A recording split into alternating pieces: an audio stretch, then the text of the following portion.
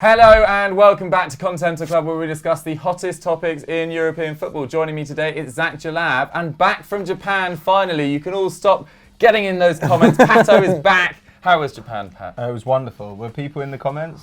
People were in the comments there saying, where is he? We miss him. They thought it was another France thing again. Japan. Yeah, they thought you'd gone permanently. Before we get into the main football though, one highlight of Japan. Oh. Oh mate, like there's so many. Kyoto, going to Kyoto.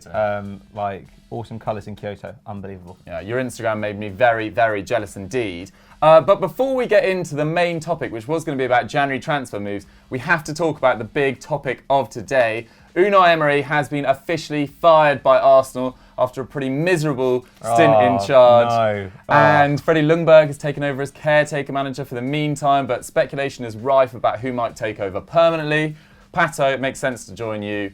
I'll go to you first. How are you feeling about the situation? I've never seen you smile so much this morning. I mean, I feel good about it. It's high time, to be honest. Like, I was starting to feel a bit sorry for Emery because it was obvious that nothing was working, and he was panicking in a way that he hadn't before. Like last year when Arsenal were bad, you still didn't get this stuff, where he was just throwing on us like loads of attackers, and you'd end up seeing Arsenal playing kind of 4-2-4 at the end of a game or whatever. Whereas this year, the fact he was doing that was a clear sign that principles had kind of gone out of the window, and it was panicking, trying to save his job. And I'm not surprised, but the board let it go on for way, way too long. He should have been gone at least a month ago, probably before that, because it wasn't just the results, it was the quality of play that's led us to this point. Arsenal have been absolutely shocking. According to Understat, they should be about 13th, 14th in the league. Very high, very lucky to be as high as 8th. The attack has pretty much collapsed. The defence has always been atrocious. And so now, midfield non-existent. Yeah, now it just feels like you look at this squad, and if the squad plays just to its talent level, you'd expect them to be somewhere between 4th and 6th. You'd expect them to be around the same place, certainly as Spurs and Leicester. I think that would be fair enough. Mm-hmm. And probably and maybe Chelsea as well, though I think Chelsea are playing above their talent level right now. So I feel like it's actually a reasonably appealing job to come into. I don't know who Arsenal will get, but I'd kind of think, yeah, you know what, I can turn this around. You don't need a completely revolutionary manager to make this a decent side again. There's clearly a better side in there than there's been over the last few months. I think you're on your worst run since 1992. I think it's 2 wins and 11 Premier League games. Just absolutely clueless. So many early substitutions, so many changes of formation. Didn't seem to know what he was doing. It wasn't getting better as well, which is the mainly concerning thing. I actually think they've got a lot worse since November last year, where you're on that unbeaten run. Yeah, we were a bit lucky then. And I think we've got, in a way, the opposite problem to a Man United. You look at Man United, and all of Man United's problems, basically, are down to the fact that their squad isn't very good. They have some good players, but the squad is a mess, and their best midfielder's been injured all season, pretty much. And so that's why I find it weird when people criticise Solskjaer, because they're clearly the quality of player is the issue. At Arsenal, I don't think that is the issue. There are problems, obviously, centre-back, midfield, I think, but they're obviously playing much worse than they could do. Yeah. You've got to think that an attack with Lacazette, Aubameyang, Pepe, Ozil, plus the midfielders, plus the fullbacks, plus all these youngsters who look really promising, has got to be better than kind of about 10th, 11th in the league, but that's where it is currently. Yeah. So, I don't know. Just a word of warning, guys. Sunday Vibes will be slightly out of date, because me and Zach were talking about whether Emery should go, and I said a couple of weeks. Anyway, we'll look like mugs on Sunday, but we can be right on the pulse now. Zach, a lot of names in the hat. Allegri, Arteta, Ancelotti, Pochettino, Nuno Espirito Santo and Ten Hag seem to be the main names in the hat. If you were Ralstonelli, who would you be going for as your new manager? Who would I be going for? Oh, I mean, Pochettino. I'd try and get him, but I mean, he'll just say no. Yeah. He'll literally leave you on voicemail. You have to ask him though. You have. Sure, but I think with Pochettino, if he is refusing to join Barcelona because of his ties with Espanyol, he seems to have very strong ties to Spurs now. Why would you join their North London rivals and arguably be doing a much worse team? For now, for Pochettino's next aim, you say to him, take a year off, or take however long, 6 months off, and then come back and go to a better club, not necessarily one that's on par or below at this point of time. Who I think they could get is a hard one. I actually think they could get Max Allegri. I do think they could get Max Allegri. I don't think they'd get him this season, because I think he'd probably want to wait till the summer so he can bring in what players that he wants to bring in. But I think Max Allegri is a very good option. He's a different kind of coach to what they were under kind of Wenger. He's still more defensive, but that's not necessarily a bad thing if they're still playing good football, which he did play at Juventus. I just think there needs to be a couple of signings, especially at centre back, that Arsenal need to be willing to make. I don't think Socrates is good enough. David Luiz is just getting way too old. I think their fullbacks are class. I think their fullbacks are definitely class, and I think if Nuno was to come in, I think those fullbacks would be unbelievable under Nuno if they're allowed to just bomb up and down, which they would be allowed to do. I just think right now, as a manager looking at the Arsenal job, I actually don't think it's that attractive. Compared to, if you look at Nuno, its current situation. Yeah, in its current situation, I just think because you're having, I think part of it is the fans. I think part of it is because the fans will just get on you nowadays. Like, I feel bad for Emery because he had such a tough job coming in and filling Arsene Wenger's shoes. He was there for 20 plus years and had such a legendary status. Whereas now, when a manager comes in, like they're going to be expecting a better performances than they did under Emery, and that is fair enough. But if a manager just starts to lose a couple of games, then the fans will just be on their back straight away. I see what you mean about it being a tough job for Emery, but you know, unlike Moyes taking over Ferguson, they left on a league title. Like he took over having Arsenal's worst finish since the mid-80s, I think. But fans still expected it, right? But look at their transfer business over the last 12, 18 months or so. Like they pretty much nailed every target that we suggested, really, except for in centre back. Like I've got some sympathy for Unai Emery, but I don't have a lot, to be honest. And I think any of these options we're being talked about will be a massive improvement. I can see a massive bounce with Freddie Ljungberg as well. What I would advise Arsenal is don't get sucked into a Solskjaer situation in March. Offer him a 3-year contract because he has seen a marked improvement. Because anyone's going to get an improvement. Yeah, it always happens. The thing is, though, they framed it kind of okay though. Like the way that they said that Ljungberg was taking over is they were like, he is going to be interim manager while we conduct our search for the next permanent boss. Whereas with Solskjaer, they were like, Solskjaer is going to come until the end of the season. And that was kind of it. And then all the talk was like, when's he going to get the job permanently? When's it going to happen? With Ljungberg, I think, look, okay, maybe if in a 3 weeks' time they still haven't like identified a candidate, like they haven't appointed anyone, and Ljungberg's won a few games in that time, then I think we'll start hearing talk of like, oh, maybe Freddie will get the job permanently. But the way it's currently framed is they are going to go out and talk to candidates. And I think that Freddie Ljungberg has been given this position completely on the understanding that we are looking for a guy. Whereas Solskjaer, there was obviously the possibility that you could get the job in the long term, and he did do enough to earn the job. To be honest, I wouldn't have appointed him, but like I do understand like why they did in a way. Yeah, exactly. It would have always been harsh if he didn't get the job. I think it's kind of. I think top 4 clubs giving permanent jobs to people that aren't experienced is just mental. Like before Emery, when people were talking about Mikel Arteta coming, even now with Mikel Arteta coming, Mikel Arteta. You'd love it, but he like you don't know anything about it. Like the club literally know nothing. And then what was that one reported game we took over at City and they lost? But if you haven't got somebody out there who is the right profile and does have the kind of pedigree, then I see the appeal. So Allegri, like I'm actually not the world's biggest Allegri fan.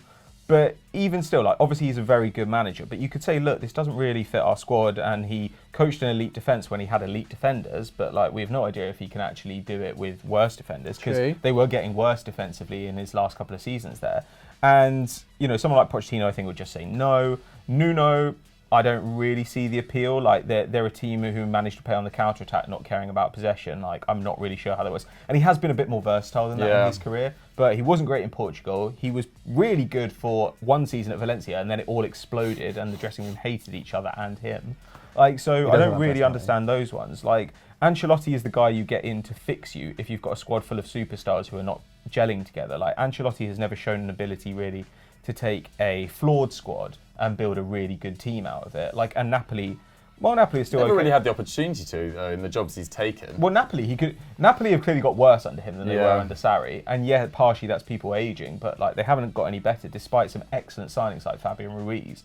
So those ones don't make sense to me either. And in that case, then I think it's fair enough to say, you know what? It's not like Arteta is just like, it's not like getting Vieira in from Nice or something. Though obviously he's managed, but like it's getting in a guy who clearly is heavily involved in the coaching process at Man City, who has been working under the best manager in the world, the most innovative manager in the world.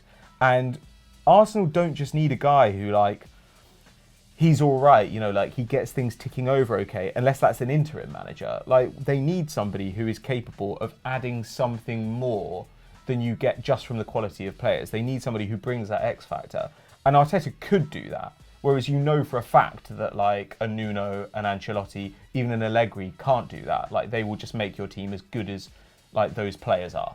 So I don't know, from that point of view, I just think like, yeah, just go and get in Arteta. You know what? I'm just really excited about never having to think about Unai Emery again. Yeah. What about Ten Hag? He'd be amazing. He won't go. He'll. If you reject Bayern, you're not going to Arsenal. Well, you're not. Well, mid-season. Mid-season, exactly. Like the only possibility there is that if somehow Valverde keeps his job at Barca and Bayern appoint Pochettino, then Ten Hag could feasibly be available next summer. So you could imagine as well this process of searching for a manager kind of ends with them saying, you know what, like Arteta's not going to leave City till next summer, like because he might say I'm not leaving mid-season, like I've got no pre-season, why would I? Yeah. Like you might well see them ending up saying like we can't get anyone, so you know what, Ljungberg's going to last till the end of the season, and then we will look at Marco Rose, we will look at Ten Hag, we will look at Arteta, and we'll get somebody. AVB still at Marseille? Yeah. Or Tuchel might be available from PSG. Oh, that would be mad. Steve Bruce might be available. Steve Bruce will be available, yeah. PK Sanchez Flores put himself in the shop window. Oh, so what we're hearing is, Zach, you go Allegri. Pat, you're probably angling towards Arteta on availability of other managers. So risky, man. Yeah, it is. It's everyone's first job at some stage. That's true, but everyone's first job is normally at a smaller club where they're allowed to make mistakes. Arsenal are increasingly a smaller club. I don't think they're not going to be in the title mix the next 3 years. I think if he develops this side well enough, I mean, what are Arsenal expecting out of the next 3-4 years? Champions League football, which is like which is achievable, completely realistic. Yeah, like I agree. Like I think we're seriously. I think you're really underestimating how bad a job Emery has done. That is the thing. I think we've now got this sense of 55% win rate. It's not too bad. It's pretty bad, and like it's about average. It's pretty bad, man. Like when you look at the quality of the squad, the squad has got a lot better. Like they went out and did good business in the summer. It wasn't stupendous. They gave it a B- at the time. Other people were higher on it than I was. Like the squad is good. Like yes, it's a little bit unbalanced in places, but there's so much talent in it, and you just think somebody should be able to get more out of this than they are currently getting. And the dream for me would not be Arteta. The dream for me would be, say, Ljungberg till the end of the season and then Ten Hag or Marco Rose. That's what I'd like. But I don't think that's going to happen. Yeah. And so therefore I think the sensible thing is to try and get that guy early. And in this case, I think that's Arteta. It's going to be absolutely fascinating. What they need to do is not rush it, because this is a massive, massive move. They can't get this one wrong as well, because the drop-off will be even better, or even bigger, I should say. But yeah, that was our take on who should be Arsenal's next manager. Let's move on to our main topic. Our main topic was going to be about Paulo Dybala, and that's because Menez18 asked, will Paulo Dybala finally leave Juventus this summer? And if yes, do you see him moving somewhere else in Italy? But before we get into Menez's question, just a quick reminder to subscribe to EuroFootball Daily and hit that notification bell to never miss a video. But Zach, do you actually see this happening? A possible Dybala move, at least not in January, maybe next summer? Definitely not in January. I think Juve would be absolutely stupid to let him go. Sarri even more so. I think it's just come back because he's killing it, right? Like he's got 6 goals in 8 games this season, or this month just gone. And look, there was a lot of rumours last year where apparently he was close to joining Spurs and things like that. And if you'd said this after the first month when he wasn't playing under Sarri, I'd be like, oh, maybe this is quite a big possibility, because he would have been annoyed. However, now more than ever, he kind of feels like he's the main man at Juve, even bigger or more important than Cristiano Ronaldo is in Sarri's system. So unless a team is going to spend a lot of money, and I'm talking about like close to £200 million, I just don't see it happening. And those teams that could do that, like Real Madrid, possibly PSG, maybe even United, I don't really see him moving to in the summer, due to them not necessarily needing him as much as they would have probably summer just gone. I mean, Real Madrid is possibly the only team that you would think about it, but then they've got their sights on Neymar this summer. So, and for him personally, like he's kind of built a reputation at Juve. Like he could be one of the legends there, that like someone like Del Piero was. So I just don't see it really happening. There's Yeah, I mean, he has looked like completely back to his best this year. I think his shots are back to like 5.5 per 90. His expected goals is close to 0.9, having been like 0.36 last year. And like crucial goals at crucial times. I think in this like last month, he's gained like 6 points in the Champions League for his side. I say with, it's obviously a team effort, but the goals. Yeah. And 4 in Serie A. So without Dybala in this last month or two, I think Juventus's season would look entirely different. I mean, they're still unbeaten in all competitions, and they've only won, I think, 3 games by more than 1 goal. They are scraping through at the moment, but fair play. They're doing super the job. lucky against Atalanta as well. Yeah. I mean, I don't know how they came away with a 3-1 win in that game. So I'm with Zach. I don't really see this happening. There's also rumours of him being offered a new €10 million contract, so I'm even less sure he's going to move. But Pat, do you see anyone else from a top club potentially moving in January? Well, I mean, the guy who we've spoken about a lot in the past is Samuel Umtiti. Obviously, he's been at Barca for 4 seasons now, or he's in his 4th season, but he's only just passed 100 appearances for the club because obviously injuries were an issue in his first couple of years, and now has completely fallen out of favour. He's played a little bit this month. Like, he's played 90 minutes 3 times this month after injuries to Longley, but clearly not really a first choice for them at this point, which is crazy because there was a stage when he looked like one of the best defenders in the world. Yeah, I mean, he had a great World Cup alongside Varane. Yeah, and he's amazing in the one-on-one. He's really athletic. He's a really good passer. Like, there's so much to like about him. And if his injury problems are behind him, I do think he'll have suitors. Like, I think according to Transfermarkt, his value's gone down like £20 million over the last year. And if Barcelona would entertain a sale, then I do think you'd get him at below market value. Like, if you could get him for, 35 million euros or down, then that's probably a gamble I'd make because that's not actually that much money anymore. And he's been talking a little bit about a move. Like, he might have been asked about it, but he was talking about the possibility of going back to Lyon. And when you look at, there are a few clubs who in January could really do with a centre-back. I mean, not least Arsenal, obviously. Who's been linked with, in the past as well. Yeah, and that would kind of make a lot of sense. But also, Man City. I think he'd really fit Man City. Whether they go and if you could get him for that price, then I think you might as well do it from City's point of view because it could really change the trajectory of their season. But even Tottenham as well. Like Tottenham are still kind of trying to deal with contract issues for Alderweireld and Vertonghen, and even if you get them sewn up for longer deals, they're both old. So I would be looking for a younger guy who could play alongside Davinson Sanchez, and Umtiti feels really Mourinho-y. So I don't know. I still think he's an excellent defender. The question is his fitness, and if his fitness is fine, I'd pay a decent price for him. Yeah, it'll be fascinating. It's fascinating how Alderweireld and Vertonghen, now the news is, they want to sign new contracts. Completely snaked out Pochettino. But yeah, Umtiti's got to be in the mix. I just don't know whether Barcelona would let him go mid-season because I think they've only got 4 centre-backs and one's Todibo, who's obviously quite young. So we'll see how that develops. But having been they tried to include him in the Neymar deal last summer. So maybe they'd be willing to, let him go next summer at the very latest. The third person we've got to talk about is Luka Jovic because the 21-year-old's move, I actually feel really sorry for him because he's only been given about 300 minutes in the league and Champions League, and that's less than Rodrigo, Vinicius Jr. And considering his form last year when he scored, I think it was 27 goals in about 45 games for Eintracht Frankfurt, and got 17 in the league, only 2 players got more, that was Paco and Lewandowski, and he absolutely ripped it up last year. I mean, he was slightly overperforming his expected goals, but he did look generally like a sort of complete package. He's very strong, he's very fast, his finishing's fantastic. And since going to Real Madrid, he just hasn't really been given a look in. And, of course you understand that Benzema is playing very well at the moment. I think his season is absolutely incredible. He's got 14 and assisted 6 in 17 League and Champions League games. So quite difficult to leave him out. But you'd have thought that by November, I mean, we're approaching December now, he'd have more than 300 minutes. He's got 1 goal in La Liga, and his expected goals and assists suggest that he can really contribute. It's on about 0.9. And obviously that's slightly skewed by the fact I think he's made 7 appearances and 6 off the bench. They're obviously late in games, it's easier against hard defences. But I think Jovic would be a great option, potentially on loan for a lot of clubs in January. I mean, would someone like AC Milan necessarily get him? I'm not quite sure. Man United would be fascinating. On loan would be mad. Can you imagine if they got him for 6 months? That'd be a great addition. And then hopefully bring in Haaland in the summer or Timo Werner or someone like that for Man United. But yeah, I've got a lot of sympathy for Luka Jovic. I think for a 21-year-old, moving to a new country, not being given that much opportunity. I've got a fair bit of sympathy, but I'd recommend, for his point of view, staying put for now. But a little loan move in January wouldn't go amiss. Well, Zidane's quite funny sometimes with his signings. Like he'll either, especially when they're young, he'll either start them straight away, and like Vinicius Junior, for example, or he'll like take time and eventually just bed them in. And I think the major factor is how well Benzema's been playing.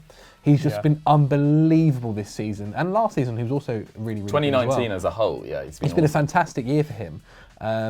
So I think that's kind of part of it. And then like on the wings, it's kind of hard to kind of move. Even Rigo's been playing a bit, and he's been performing pretty well.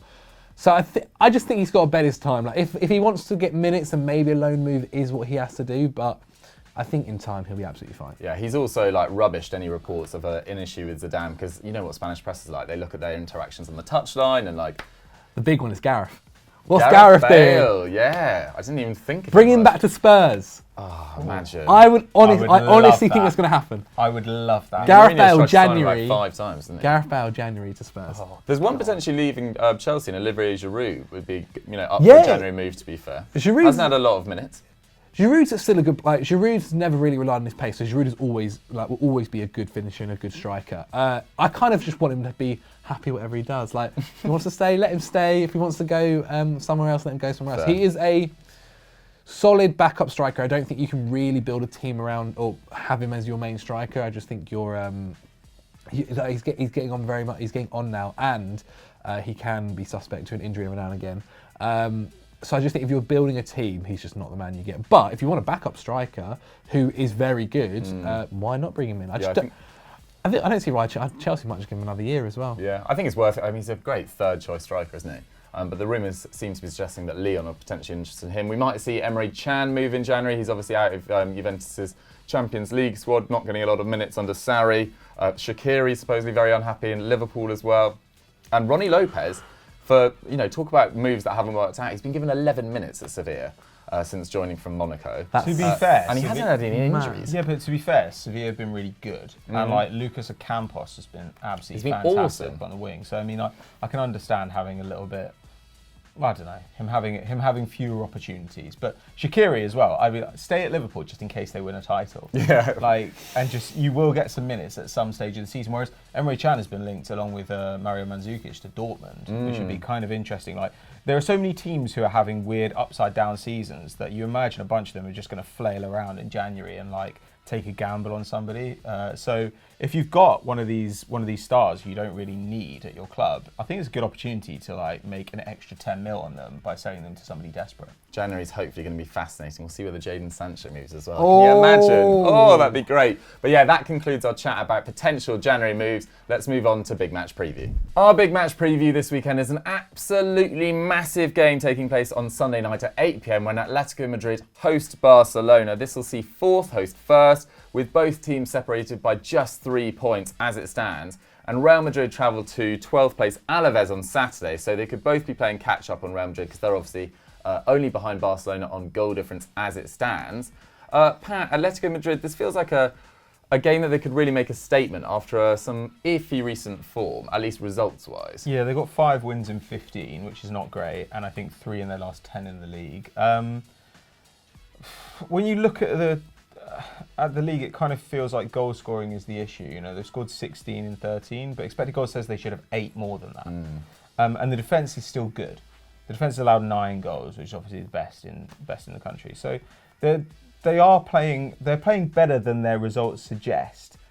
However, I do think they've kind of only got themselves to blame for their bad form. Because here's the thing, like if you take a load of shots as a team, then even if they aren't great shots, you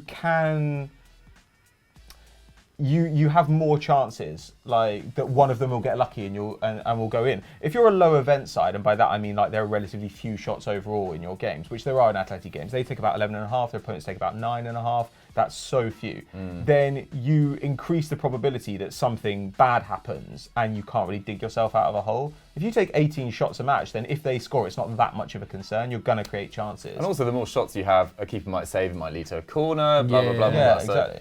Whereas if you only take like this many attempts, then you're saying like we expect there'll only be 1 or 2 goals in this game, and we're gambling on them going for us.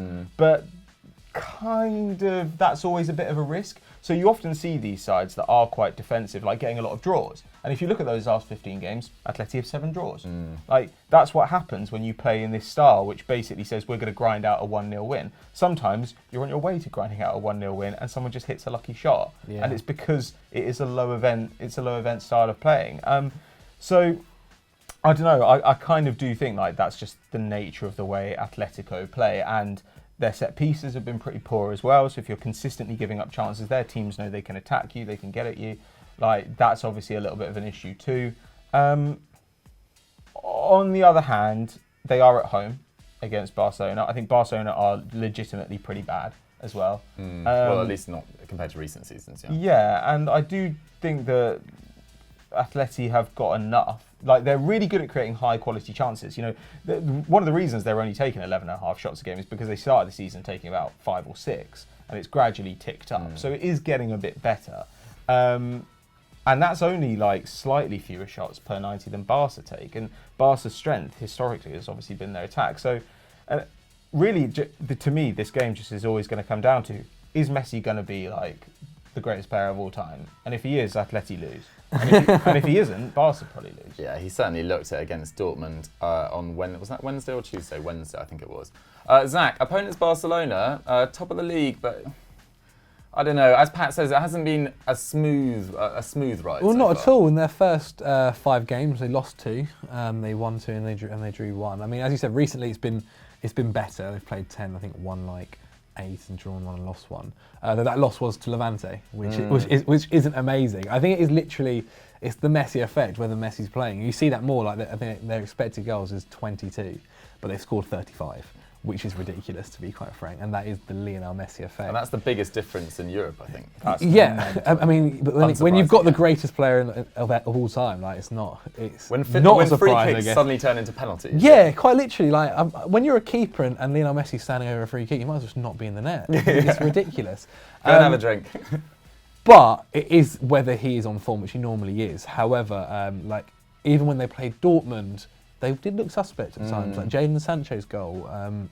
So defensively, they can improve, and maybe Atleti can just about get it. Like João Felix has been okay this season, but maybe this is the game where he steps up and decides to play out of his skin. I think actually set pieces as well. This game we won or lost. I don't think Atleti have been that great this season with set pieces since Godin's left. It doesn't seem like someone's taking charge of the setup. Jimenez is injured as well. So, and then if you got Messi on the ball to whipping him in, I think that's where the game's going to be won and lost, to be honest. Yeah, it's going to be absolutely fascinating. Atleti have such a bad record in this game. I get a load of this. So Barcelona haven't lost in this game since February 2010. So that's 18 games ago. In that time, they've won 13 and drawn 5. Although Atleti did beat them in the Champions League in 2016. When they scored like 2 in the first 10 minutes, they are absolutely lethal. Yeah. A bit of injury news, as Zach said. Jimenez is out, Savic is out, so you imagine it's Hermoso and I can't think who their other 4th centre-back is. Having a brain blank. Anyway. The guy that wears goggles. Who's the goggle guy? Oh, isn't it like Felipe? Oh, Felipe from Porto. I think it's Felipe.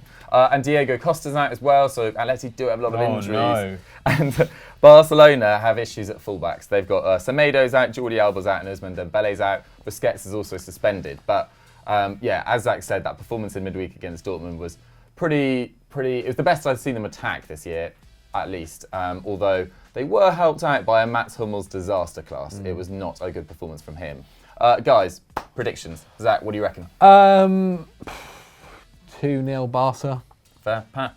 I think Barca are bad, but I don't know, man. Like Black's not been great recently. Yeah, and I also just feel like Messi will just pump one in from like 35. I don't know. 1-1. Yeah, I normally go for a high-scoring game, but I just can't in this. I'm going 1-1 as well.